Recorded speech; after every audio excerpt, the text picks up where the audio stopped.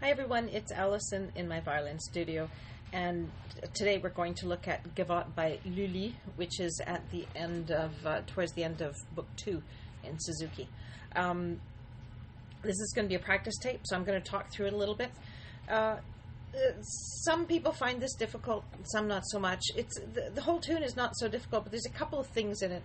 You know, every piece in Suzuki has, each piece has its things. What we've got in here is a really elegant gavotte.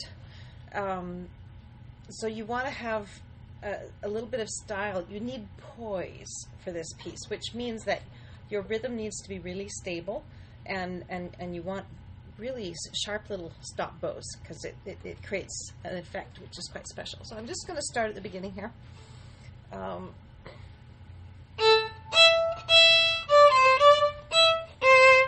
So you're in the upper half of the bow and you're doing small burst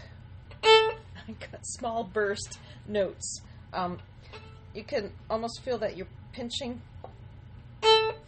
If you pinch the stick amidst the stick of the bow through the hair, pinch the string, and we get that little tiny explosion at the beginning of a note that has nice quality. So we want that little, pinch the note, next one, and then here's a regular quarter note, back over the strings.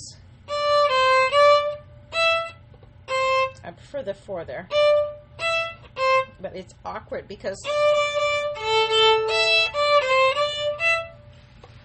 I call this the golden arches position. You know, sometimes you have, oh, can you see it? One finger far apart and then 2 close together, and it'll often be 1 and 2 and then 3 apart, or depending on what your finger position. Sometimes you get a position where everybody's far apart from everybody. Sorry, I'm checking the framing, and it's a little bit awkward. So we have a low 2, can you see that?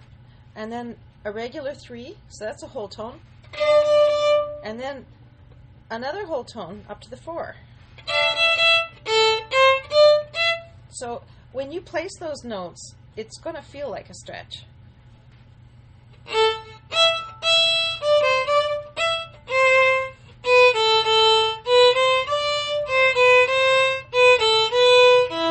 And in this, of course, I mean, you've been having this pattern now for 2 whole Suzuki books, so hopefully you've got it.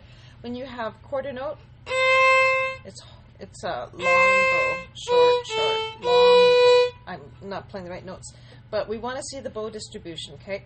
Do not play each bow stroke more or less the same, covering the same part of the bow. You want to go from, if you start here, you go up to there. Now you've got shorts up here, and then you've got a long bow, and now you've got shorts down here. So we want that alternation.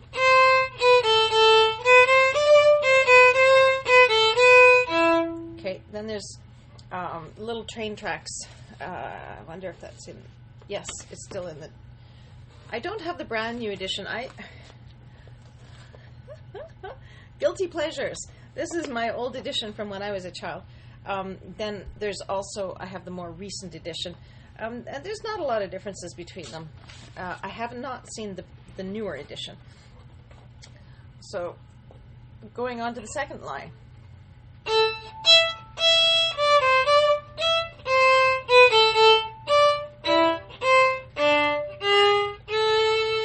Okay, really difficult for the intonation.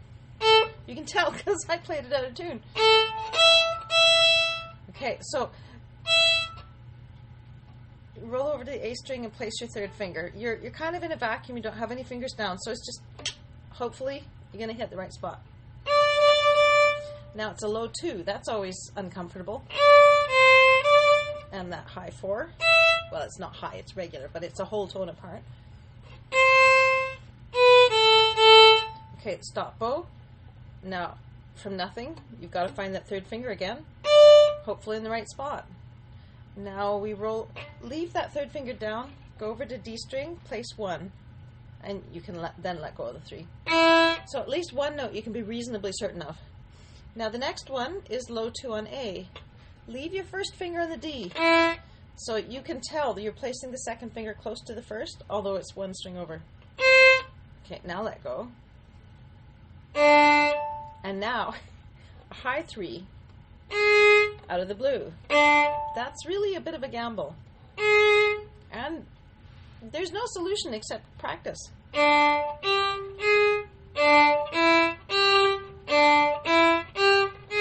You need to know how much of a stretch that is.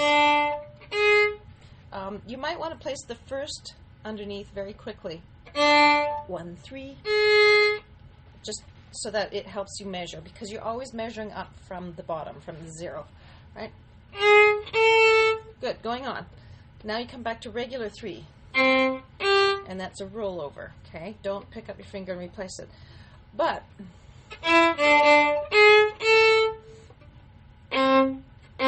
I may have had my bowing backwards, I'm not sure. This is down bow. So to go over to G string, this comes way up, right? This is the easy way of doing it.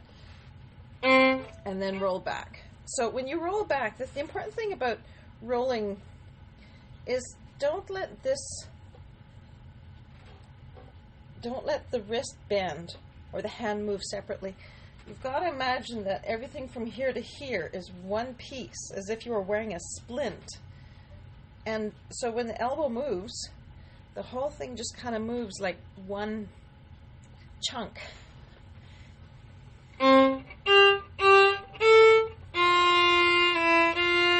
Back over. Well, you don't need your left arm because it's just an open string. 1,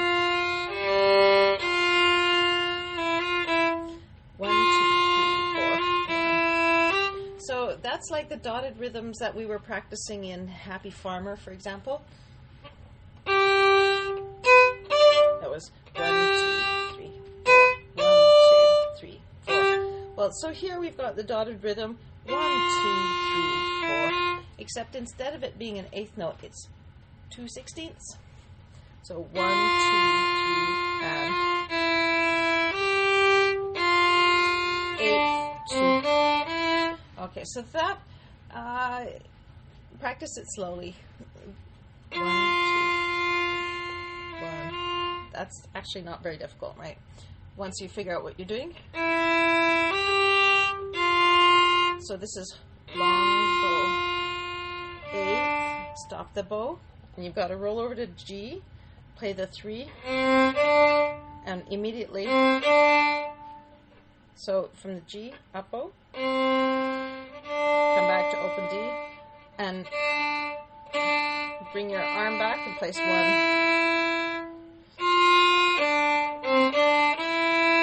That one you'll have to practice. It's something new that you haven't done before. It's not that it's difficult, but you need to stop and think about what it is and practice the feeling. Okay, going on.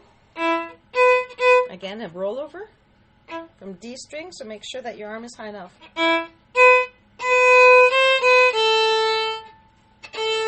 See how I'm heading over on my open A string?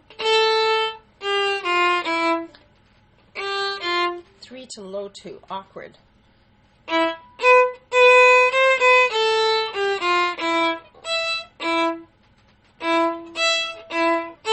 Open Eve. But it's a good chance to practice doing an octave if that's, with closed fingers. So 1 to 4 on the next string. And back to 1. And then going on. Okay, the other thing I haven't mentioned is, I don't know if you've noticed, I'm trying to be pretty careful about what has an articulation dot on it and what doesn't. Dot, dot, not.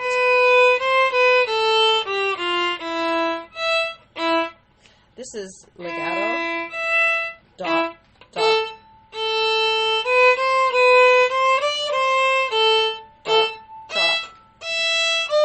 dot, dot.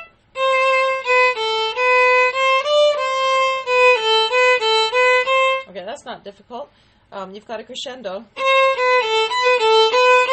right? So you can maybe a little more there. Excuse me. So for the trill, this is, I think, the first time you've had a trill on a long note. So you actually have time to make the turn happen a few times. I'm personally not really good at counting them. It's kind of like watching figure skaters and trying to figure out if they turn 3 times or only 2.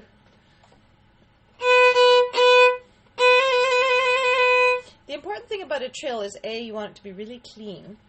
So make sure your hand isn't all cramped up, because then you're getting more of a muscle spasm than a trill. You want the wrist to be out, and you want the trill to be very mechanical and coming from the back of the hand. You can practice. Your wrist has to be out for this, or else it doesn't work. Because what you're really doing is using some tendons in the arm to make that trill happen. So pull the second, place the 1 and pull the 2 back. Let it drop slowly, slowly, slowly. And the minute it hits the string, you snatch it back. And try and get a kind of a clean hammered sound. So that's just kind of practicing a clean finger motion. In actual fact,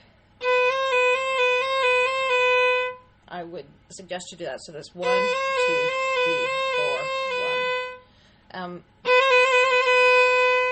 And another important thing about trills is you need to know at exactly what point you stop. Again, it's like figure skating. Actually, I find there's a lot of parallels between figure skating and violin, and I only say that from watching figure skating because I can't do it. But they have to come out of a spin at a specific moment, and we've got to come out of this trill. So the trill is on a half note, which is tied to a dotted quarter. And I suggest that you stop the trill when you get to the dotted quarter. If your teacher suggests something else, do what your teacher says. So what I'm going to count quarter note beats here. 1, 2. Okay, I did that wrong. Let me back up.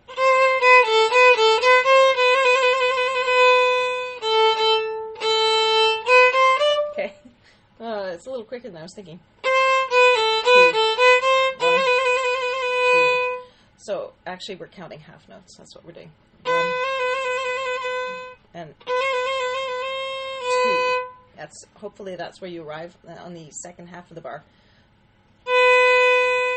And then I find this bowing a little awkward personally, because you've got 3.5 beats on a down bow, and then you've only got 1/8 going up. So you end up here, and I'm not comfortable doing a circle from there. So I want to, personally, when I play that, I try and save bow like mad. And I try not to get further than halfway down the bow. And so a real quick little circle here. And make sure you're back on the string. When you do your circle, it's round, okay? It's not out and back, because that's not a musical movement. And the way you move and the way your body holds itself becomes part of the instrument when you're playing a violin. So you want to have a musical movement, and it wants to be rhythmical. Okay, so going to the second half.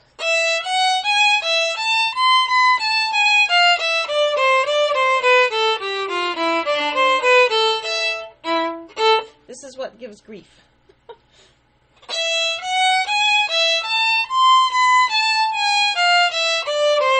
We're in A minor. If you've studied your scales, minor scales, you may have learned about the harmonic minor and the melodic minor. So we're doing both here. That's the melodic. And then the going down. But what happens in this piece is we do melodic minor going up. And now we're doing harmonic minor coming down. Yeah, harmonic minor is... So we've got both in here, and it's pretty entertaining.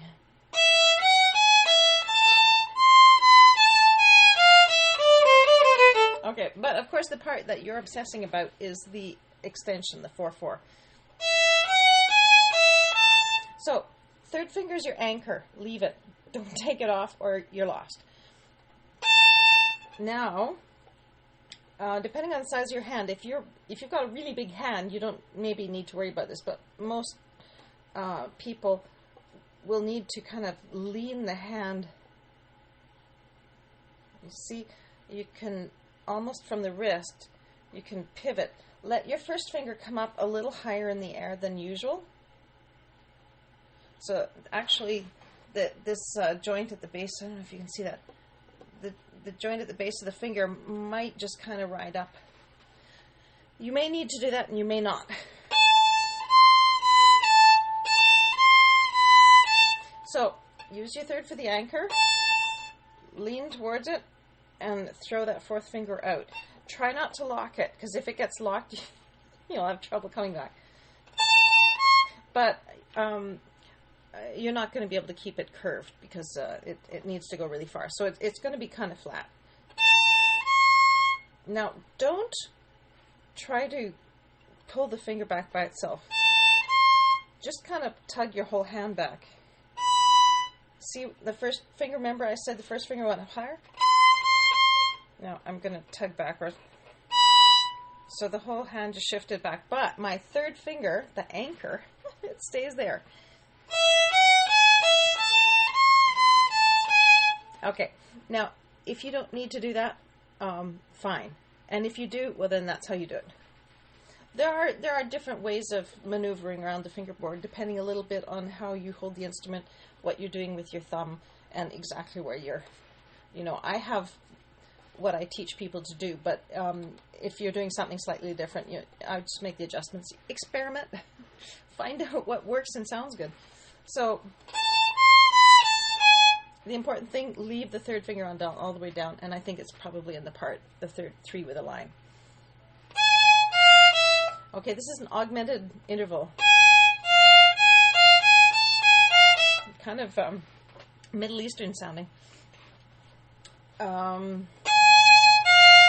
It's because a whole tone would be.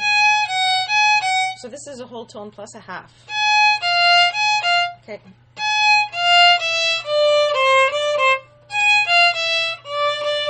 It's tough to get that third finger in the right place when you're coming down after all this.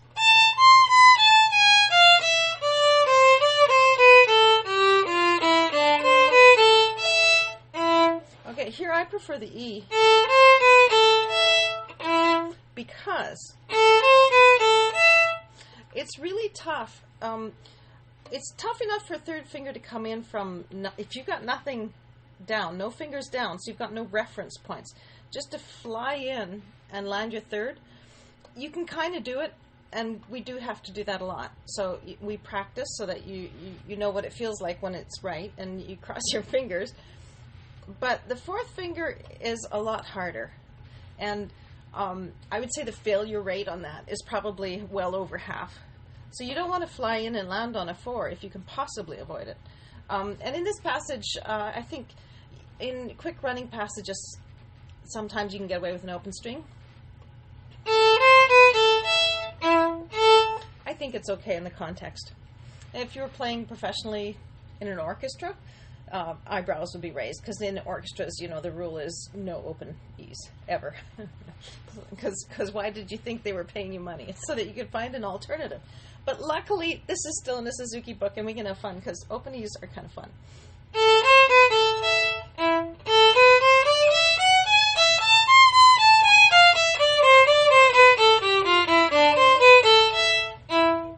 And you get that little swing in. E string, D string, back to A.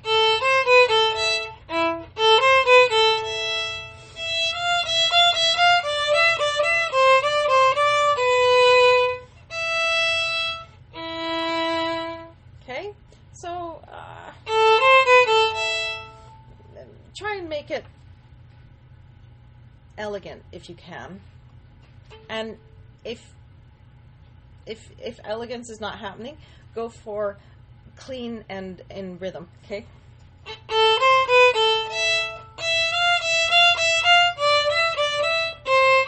Here. This is really difficult to play in tune because you've got 3/4, 3/4 and a whole tone. So, do your best. And then you pull back a whole tone to the 2. So that's that. I keep calling it the golden arches because you know when you go to McDonald's they have the golden arches, and that's kind of, or if you have a tabby cat, they always have an M. So you could call that the tabby cat position. Make sure you coordinate the left hand and the right hand here. So don't start your right hand before the left hand's in place. And here especially. So you practice it with a stop bow. Okay.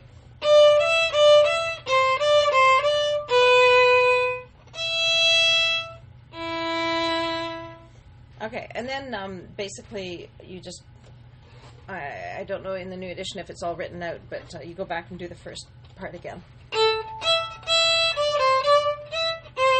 Okay, so I hope that helps solve some of your conundrums with that piece.